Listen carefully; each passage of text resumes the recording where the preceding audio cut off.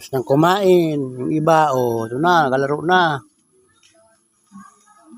Nalaro na sila kahit medyo nag-ambon-ambon. Team Kawinan po ang ginagawa ko, Team Kabundok. Kahit kulungan ng manok. Kahit paano nabibinta. Yung nais magpagawa nyo ng manok, PM nyo lang ako po dyan. Yan po, kulungan ko ng manok. 5 kwarto po yan.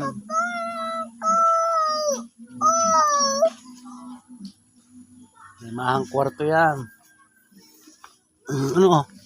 Maghino ka na ng kamay mo doon. Nagkakain ka na eh. Pag na. Kami hindi pa nakain. Ulam namin Ang mabait na ulam. Tuyo. Tuyo lang yan.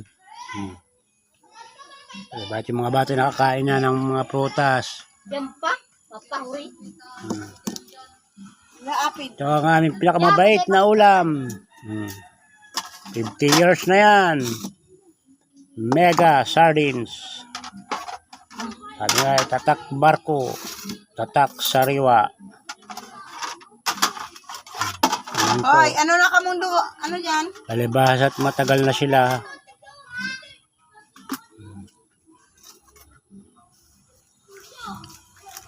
Matagal na sila kaya yan sila. 50 years. Kaya bago ng kanilang modelo na Mega sardines. Kaya po yan masarap kasi may sila may barko sila mismo ang gawaan ng mga sardinas. Kain muna tayo. Buksi ito. Buksi. Mega sardines. Baka naman. Pwede kami dyan promotion. Wow. Yan. Sabaw pa lang ay pulang-pula na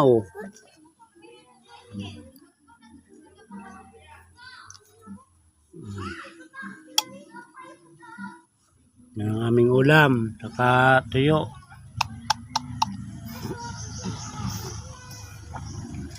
Saka naman. Mega sardines. Tatak barko. Tatak sariwa.